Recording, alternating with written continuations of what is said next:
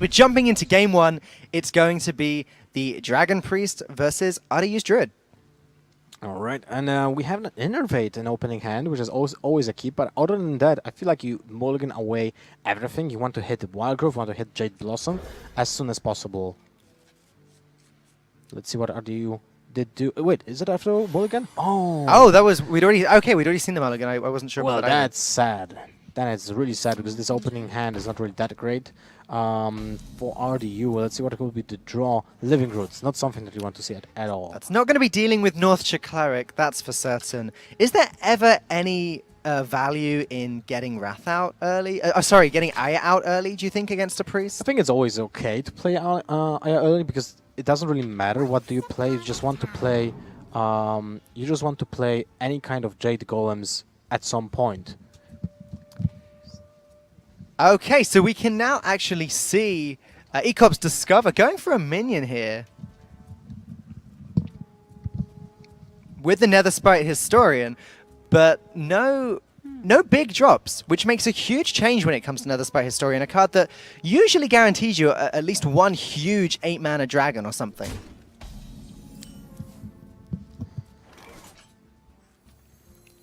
But finally, Ardayu finding use for the Wrath. Looking at the rest of his hand again, but it looks like a pretty clean Wrath the Northshire Cleric turn. What do you think? Yeah, I agree. I think like you need to get rid of that card as soon as possible because if the Priest gets some card advantage going, then he might actually outzoo you. Because basically this is why you want. How do you want to play this matchup? You want to play minions after minions after minions, and then. Well, the Druid is just like can make a comeback because there's too much HP points on the board state and you can't really do much about it. So Aya is being played, but the problem is he left a Bronzebeard on board. Turn 4 for the Priest, so not many options. No. Fortunately, it's not a Draconid Operative or a Blackwing Corruptor with the double Battle Cry because, like, you know, the Twilight Garden doesn't really make much of a difference. It's just an extra attack, isn't it? Yeah, exactly. It would have made a difference against another Priest, because then it's out of range of Shadow Word Pain. Right? Yeah, and no Dragonfire Potion is going to deal with that or anything. Aya is going to get to trade in here, possibly. Ardayu could use his hero power, although it's kind of an awkward turn. Fandral doesn't really deliver just yet. Yeah, and the problem is now he can't really deal with the Bronzebeard, and that means turn 5 will be scary. Yeah, Ek0p going to have a wealth of different options available to him. If he feels the need to play the double Blackwing Corruptor, then that's a free 6 damage. But looking at how the board state is at the moment, unless Ardayu does develop Fandral or Bran, which I don't think he will, double Dragonid Operative looks just fine to me. I feel like that looks insane. Even a double Azure Drake would have been really good. Yeah, right. I mean, every single 5-drop that Ek0p can play with a Bronzebeard on board is insanely valuable. So for Ardayu, it's actually not looking great, whatever happens. I mean, the best case scenario for him is actually Blackwing Corruptor, because it's only damage. It's not card advantage in this situation. While, unless he plays the Fandral and then the Fandral dies, just to Blackwing Corruptor. That would be really sad. But other than that, like a Draconid Operative, if he gets meaningful drops from that, and most likely it will happen, that's really uncomfortable. Oh. Yeah, I don't like using the Living Roots this turn. Was he considering using it just to kill the Netherspite or for the saplings? Both seem pretty terrible. Yeah, they both seem like he didn't actually want to use it. He was just thinking about it and just came to the conclusion like, yeah, that's not worth it. Especially when I have the Fandral for the next turn, so I can always deal 2 damage and get the saplings at the same time. But now, look at that. This is the power of Bronzebeard with Draconid Operative. So much value. Jade Spirit, Azure Drake, and Living Roots. So I guess it's either the Living Roots or the Azure Drake, because Jade Spirit that creates just a 1/1. Just the 1/1. You're never going to get that up to a 3/3 or 4/4 with that deck. I mean, Azure Drake seems great. You're already playing a lot of dragons. It's an extra activator if you need it. Living Roots is removal, though, and potentially a way of dealing with some of those awkward minions with 4 health later on. That's true. But another Azure Drake was taken, and now, Wrath and Mulch are pretty good removal cards as well. Yeah, the Mulch is actually pretty damn good. Like, you can deal with every single big minion from RDU. So, pretty damn sweet. 2 cards from a single Draconid Operative is already probably enough to switch the gears in this matchup for on the ECOP side. You know, Right. it doesn't look good. Yeah, so what are RDU's actual options this turn? He's got, I guess, Fandral into living roots, but the Fandral just dies to the operative. Yeah, that kind of sucks. So I guess the probably the best option is just to kill the Brand Bronzebeard with the free Jade Golem and then just drop the Azure Drake. Yeah. Because the Azure Drake can be taken out with Shadow of the Pain, Bookworm, or... Oh, he goes for the No, Fandral. I agreed with you, but this is another option. It lets him go wide. If ECOP doesn't have a board clear, then this could be rewarded, as the operative has to trade into Fandral this turn. ECOP picking up Blackwing Technician. Not a card that we've seen in all of these Dragon Priest decks. Yeah, well, we didn't see Dragonkin Sorcerer as well, right? That's yeah, that came from Netherspite Historian. Oh yeah, never mind then. But still, Yeah. my point stands. But actually, looking at the cards, it does look like it fits very well into this deck because Shadow Power Word Shield. Shield, that's the one. Power Word Shield is actually going to buff it 3 health and 1 attack, which is great synergy. And you can always target it with a Wrath. But you could do that. Power Watcher is being played on the Dragon Operative. A second Historian is being picked up as well. Seems like a very clean turn for ECOP and set up so much health on the board. Yeah. Yeah, and a lot of damage, right? That's 10 attack already. RDU is going to have to start dealing with these cards. Living Roots with the Azure Drake spell power is very, very helpful. He can use these to deal with the operative. But that Blowing Corruptor, he can't do anything about it just yet. Well, most likely will trade, which is fine for RDU. But the thing is that even when it trades, RDU can't really... it will be wishful thinking if RDU counts on ECOP not playing any minions. Right. During his turn, you know? And Talon Priest is actually a nightmare for RDU. Yeah, I mean, the trade that ECOP can make here, RDU still unable to actually deal with the Blowing Corruptor, that ECOP can actually heal up with his hero power. Yep. And Historian in this turn, it seems like a good choice. Historian, heal. Yep. We'll go for that. He can also pick up another Dragon card, so maybe it's another Dragon Operative. But does he need to go such value?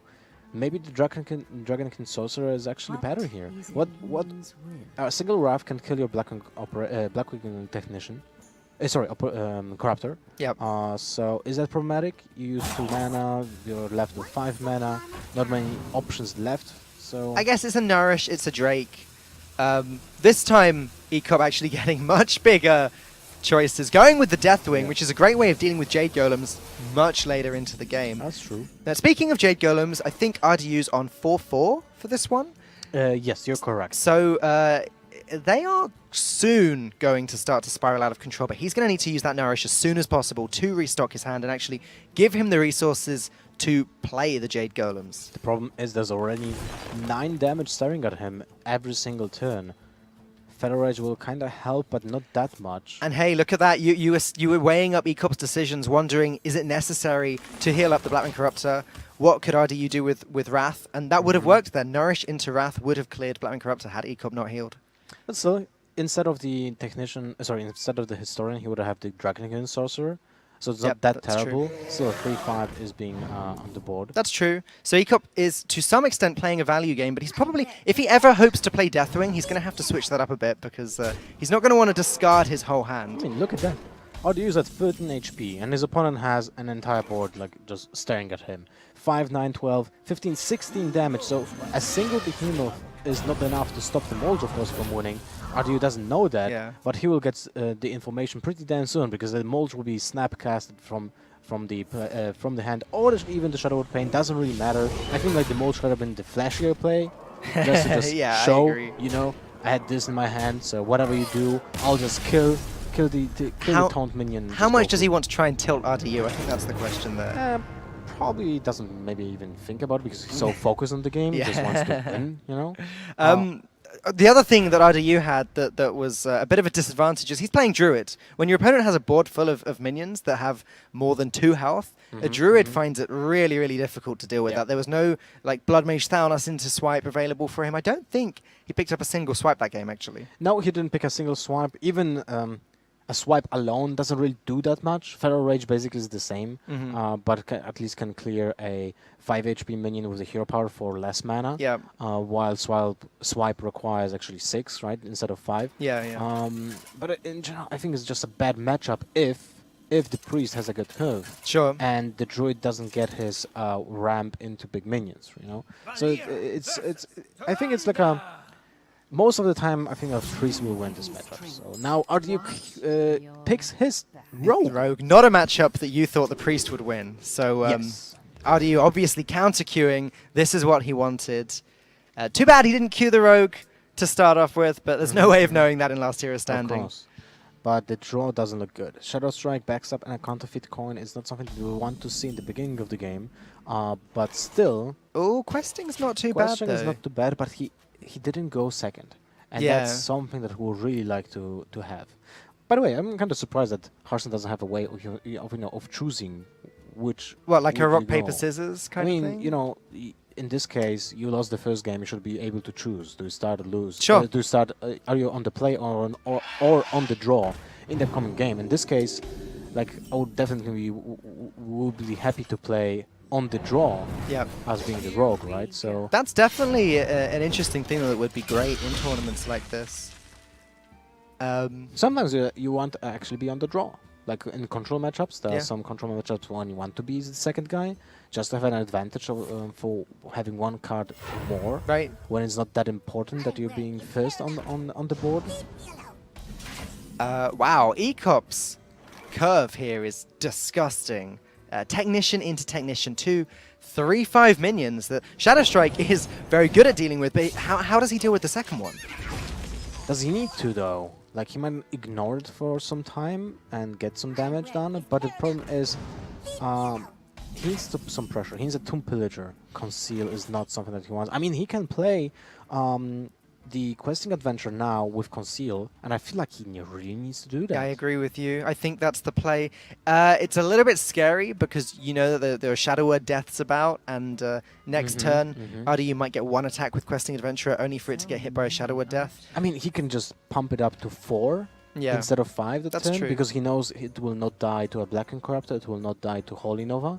So there's almost no way of killing it from the hand if you get rid of the minions from the board. Yeah. The thing is, he doesn't have a second projectile for another drop that could have been played on turn 4. Right. Going with the Thanos there, just for the cycle, I think that makes a lot of sense. RDU wants to be picking up, well, he wants Tomb Pillager and a Zerdrake first, but very, very soon he's going to be needing these Gadgets and Auctioneers.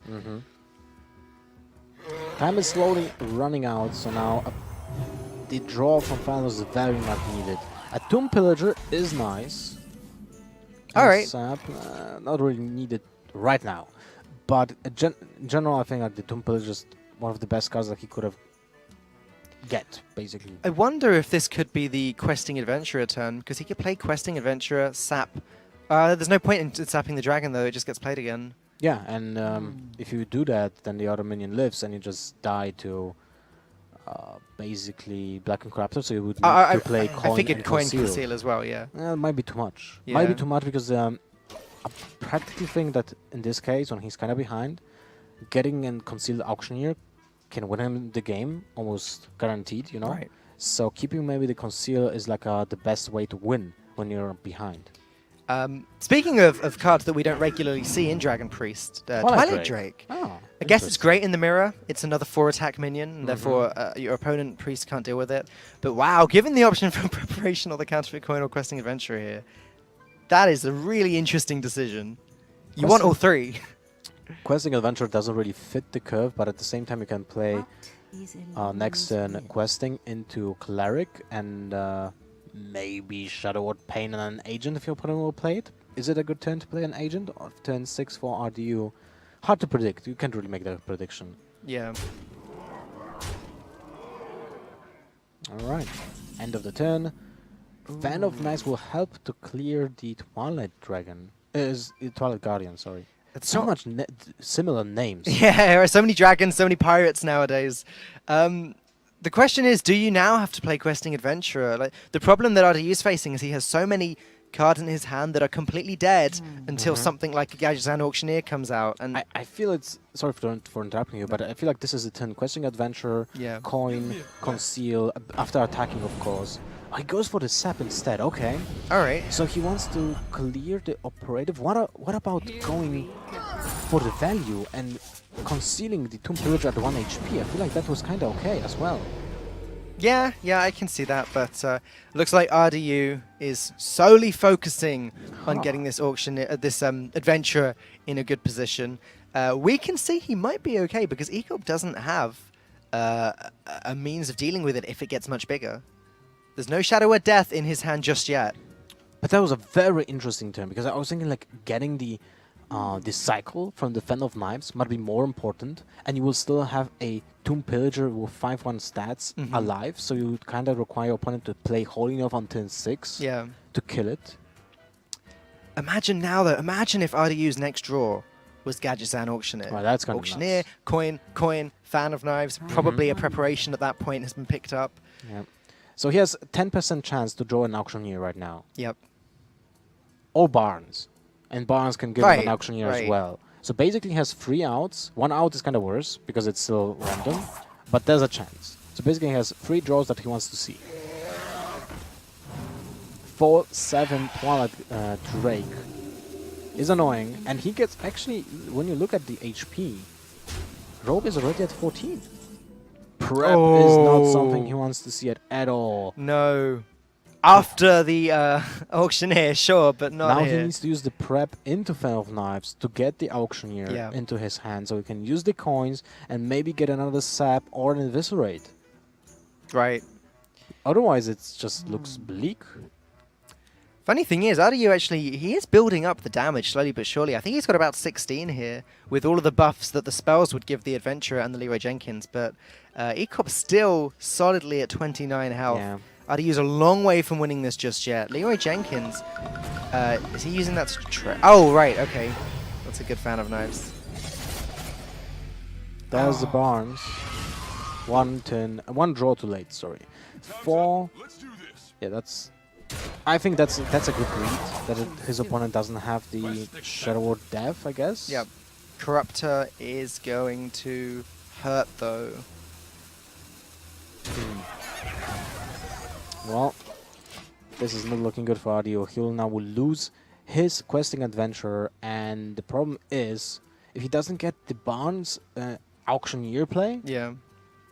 There are still Yikes. bad options for Barnes, though. Edwin Van Cleef, we haven't seen that yet. A second Questing Adventurer would be pretty appalling as well. Even Tomb Pillager or SI7 Agent, and they're not going to do anything for him, so it's definitely not a surefire thing for RDU to get this Auctioneer here. well, you can see when how Rogue can just blank out, right? Yeah. I Conceal, okay, this is the turn when you need to get Auctioneer from the Barnes. Few clicks to make it more lucky, I guess. Oh There my it is. god, there it goes. Okay. That was the best possible outcome for RDU. There he is again. Let's get cycling, RDU. What can we find? Oh, it might be over already, this cycle. That sucks. 15 cards left. How many spells there are? 2 Eviscerates, 1 Fan of Knives. 1 sap. 1 Sap, 2 Cold Bloods. Or 1 Cold Blood, I'm not sure actually. Maybe 1 more Shadow Strike. I'm not sure if he plays. Possibly. I don't think this is actually the turn when you will cycle, since you can actually use the Auctioneer from the hand next Yeah. turn. And draw And 2 cards for every draw spell. 2 cards. It's not yes. something you see very often because you can fill your hand up very quickly that way. But as RDU only has 4 cards in his hand on the next draw, it's just necessary, I think, for him to come back. And Auctioneer preparation into something like Eviscerate would be huge here. He's getting low on health. Look at that. 7 damage staring at him. He will be at 5 HP. A second Blackwing Corruptor with a brand is just lethal. Yeah. Not looking good for RDU. He needs to hit like every single important spell right now. So maybe it will be even the case when he will just if he will draw a spell right now for the next turn, he might actually not play the Auctioneer. Okay. just start the single auctioneer cycling. Mm-hmm. Oh wow, that is disgusting. Powered shield on questing adventurer. 3-5 minion. Seems good. Now it's 4-6 minion.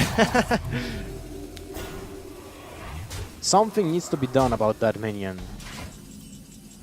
There's a backstab. So now, do you want to go with double auctioneers? I think you do. Yeah, it's fine because you can backstab first and then preparation, whatever you get next. You've still got 2 more spells to play with.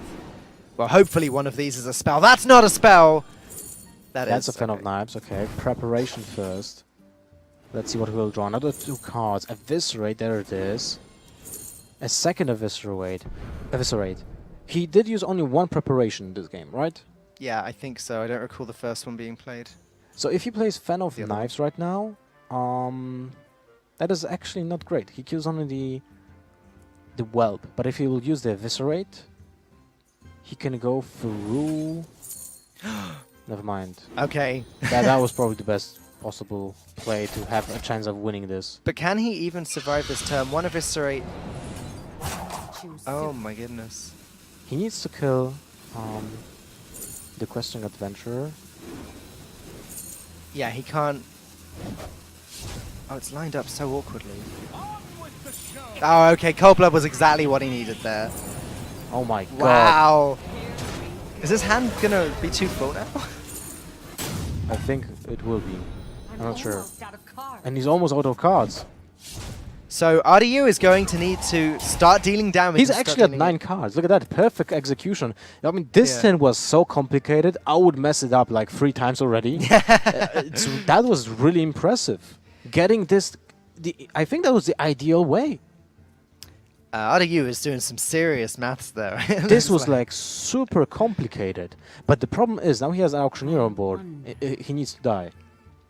Yeah, then again, RDU only has 2 spells in his hand. I don't know what his last card is, but it might not even be a spell. RDU might actually have to rely on minions to win this game from this point onwards. Might happen. I mean, he has an Advin, a Questing Adventurer, so those can be played next turn. So it can be Questing Adventurer. You start with that. Yeah. Then depends on what your opponent's minions are. You can use an agent to actually kill off your auctioneer after trading if it's not enough damage. Yeah. So then you can use this up on the second minion. And the counterfeit coin. Counterfeit coin, build up a huge Edwin, and this might be the winning play. And again, doesn't Priest miss Light Bomb? Oh yeah, definitely. I mean, there's still a 7-1 burns. 7-1 stats. Yeah, it's crazy that Ek0p can't do anything about that. No Shadow Ward Dead, no Holy Nova. That is the last card for RDU. He can't play a single spell because that gives an out with a Blackwing Corruptor for his opponent. Right. So now the turn is basically somehow you need to kill your own auctioneer. Yeah.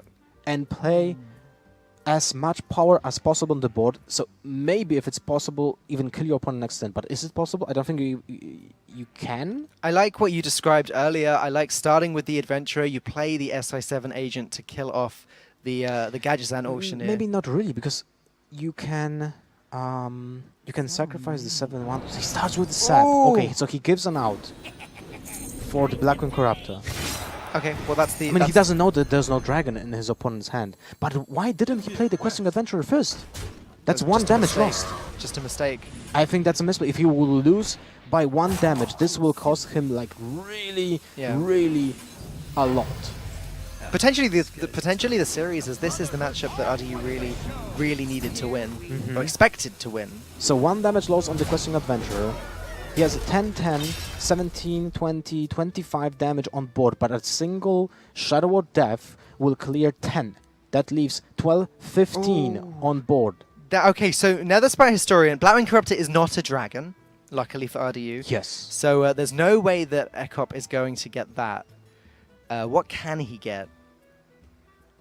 Chillmore is... No, Chillmore's not that bad. Chillmore actually doesn't help. No, You still die. No, exactly. What are the options? Let's see. Show us. Operative's Desert. useless. Yeah. Because Drag and Operative doesn't even give you a card. No. There's no cards left in RDU's deck. He just drew it in one in one turn. So after what looked like a devastatingly bad game for RDU, He just turned it around, and that turn, I mean, I know I'm biased, he's in my team, Yeah. but that turn was seriously super impressive. yeah, it gets really complicated when you've got 2 auctioneers on the board and you're trying to work out how many cards you're drawing. And the rope was running for, The for, rope for was most running, of these yes. sequences. RDU, that was some incredibly quick thinking there. And yeah, this is just always lethal for RDU. I mean, the questing adventure, it didn't matter that he had 1 less attack on it, because he still has insane output in his hand right now. So, good thing that he didn't play the Azure Drake, because he would have died. Right.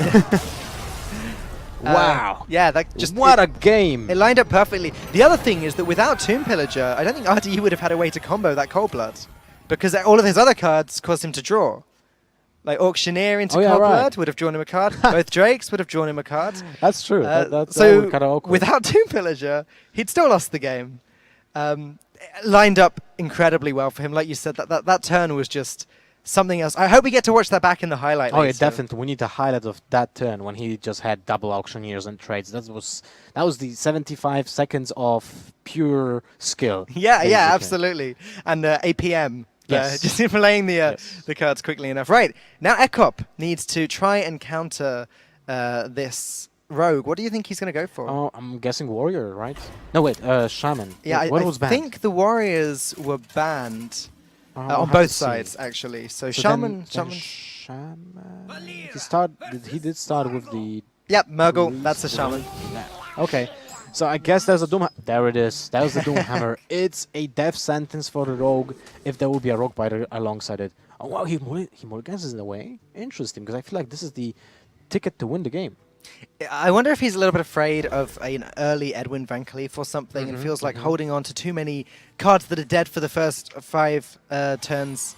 But then you need the lava burst, because otherwise you just can't deal with it, because Yeah. it's just too big. There's no hex. And there is a lava burst, so that, And that the Doom Hammer is something. back. One is golden, one non-golden, by the way, so might trigger some people. Are you one of these people? Nah, I played that myself. I have one Oh, golden, right, one okay. golden. But look at that. That hero power was actually half-half. Oh, look at that. Oh my goodness! So next Look at turn, that. if he wants it, If he gets a prep, that's just insane. yeah, if he gets a prep, he just wins the game. I mean, maybe not exactly, but it will be powerful. But oh my god, the backstab will have some value, insane value for RDU. Okay.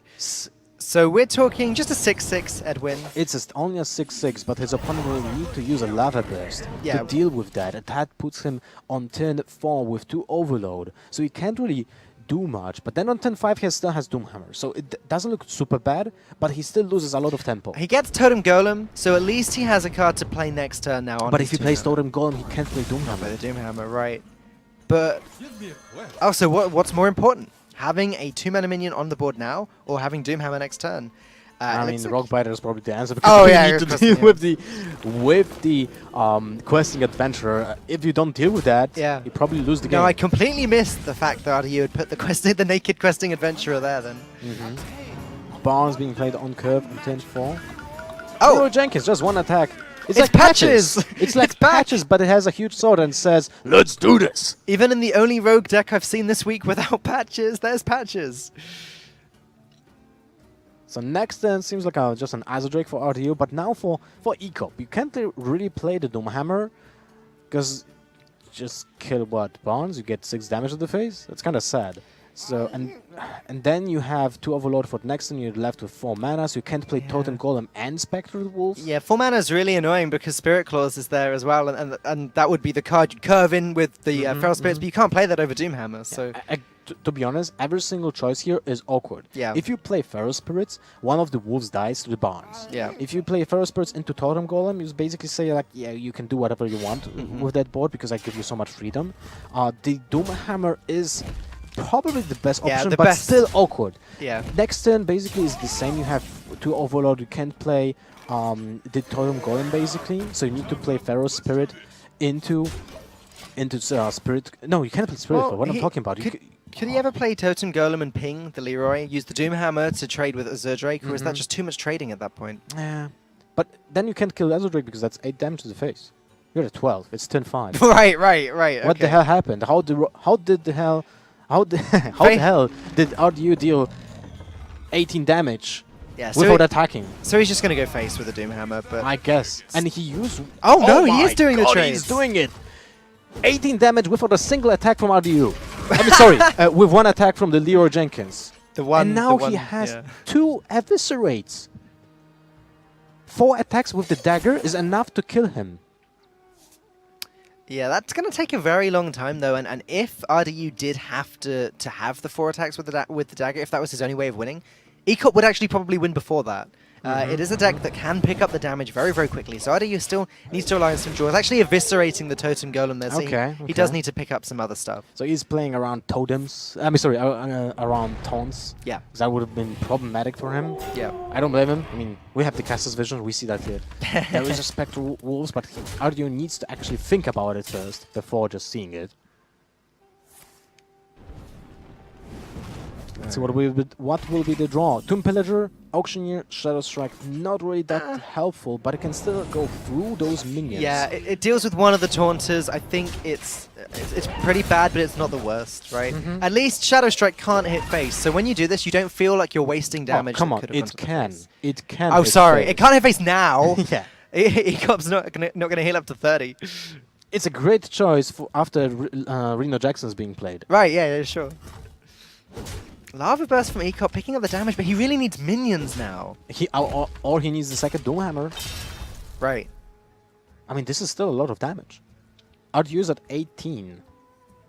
And there's 8, 9, 12, 13 damage with just 1 ping. So that's not that far away. If ESPORT gets to draw a File Notes, that's already +2. Wow, yeah. I mean, +4 actually, because then you combo it out with the spells as well. And you give the spell power damage to Spirit Claws as well. Okay, so yeah, I guess ESPORT kind of... Well, I was going to say able to take his time. He's not. He still only has 12 health. But I would actually play the Flaming Totem on board here. Okay. Just to get, you know, some... Like... Try to get attention. Yeah, RDU's going to have yourself. to clear it because the threat of Argent Horse Rider is just too much with Flame Tongue Totem on board. So you're right, it's just an extra threat on the board. Blanks after blanks after blanks. It's not looking good for RDU. Does he have a sap this? No, he Nah, can't, because it just gets played again with the Horse Yeah, exactly. So you just need to attack with the dagger to the face for 1, and that's it. And hope that ESPORT doesn't have it, which we can see he doesn't. So many options. If ESPORT draws just a single target minion, it's still okay for RDU. He has 1 sap. That can buy him a turn. So an example, a 4-mana 7/7 is actually good for RDU because he can sap that easily. ESPORT gets overloaded, and that's okay. It's just 6 mana wasted. Yes.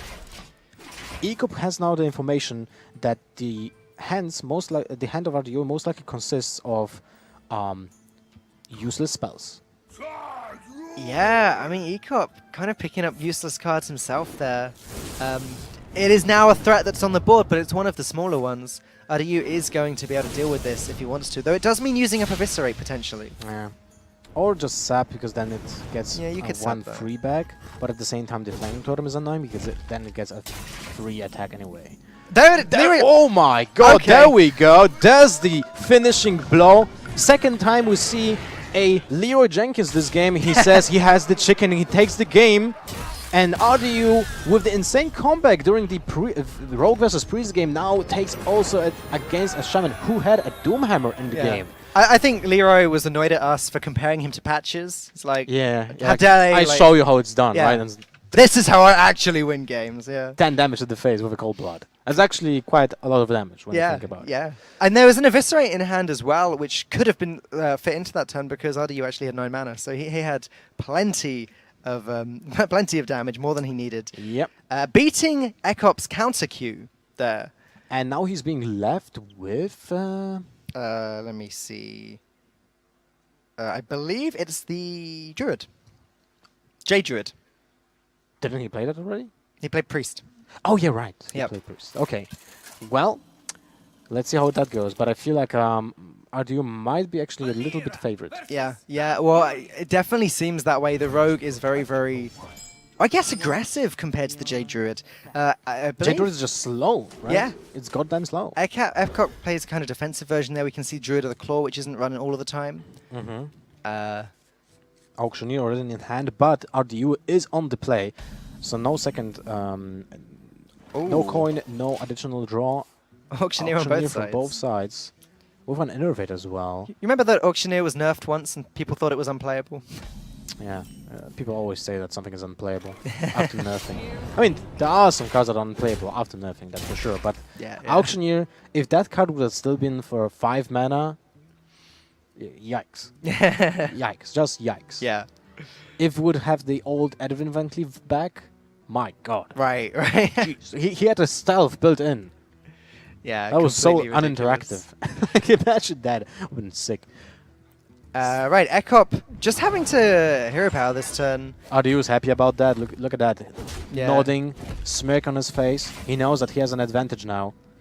Yep. I don't think you're complaining about starting with Gadgetzan Auctioneer ever, because it's one of those cards where the Rogue can just lose a game if they don't pick it up. Yeah, I mean, he can just play Auctioneer, conceal it, and say, what do you do now? And before that, he's got Tomb Pillager. He's going to get an extra coin. He curves into Azure Drake. It's looking pretty damn good for RDU. His curve is really well lined up now. Of course, Druid can always pull something out of his pocket, instantly. Innervate something out really big, make some pressure. And I feel like, is the Druid of the Claw in charge? No, it's the Tome. It's quite annoying for RDU. Because he'd have to Shadow Strike it if he wants to deal with it, but that's not bad. He doesn't want to Shadow Strike this turn. He wants to put down Tomb Pillager, unless he wants to play Preparation as well. I don't blame him for playing a Tomb Pillager into Prep, Shadow Strike, kill it. Yeah? I think so, because it's a huge tempo swing. I guess he still has a lot of other resources to use with the Gadgetzan Auctioneer. He will get the coin, he will get the Conceal. That's already two and cycles. The Backstep. And the backstep as well, yes, you're correct. So definitely I would like... and also, Acid Drake on turn 5 to get additional draw. Yeah. So... Auctioneer will get to play it on turn 6, not on turn 5, even when if the Tomb Pillager dies. I would really like to see the Prep Shadow Strike this turn. Yeah, do you know, I think you've won me over. I think that that just the ability to deal with this and leave Ek0p once again on the back foot with nothing, nothing on the board, and no great way of dealing with this Tomb Pillager. He can play Feral Rage or Wrath Hero Power, but he's taking 5 damage either way. Yep. Feral Rage has to be played alongside, most likely, the Jade Idol to just buff the golems alongside. Yeah, to buff the future golems. Yeah, the future golems. I mean, he has an Iron Hand, so that's okay. Yeah, but unfortunately for Ek0p right now, the 1/1 Jade Golem not going to do that much. It deals 1 damage.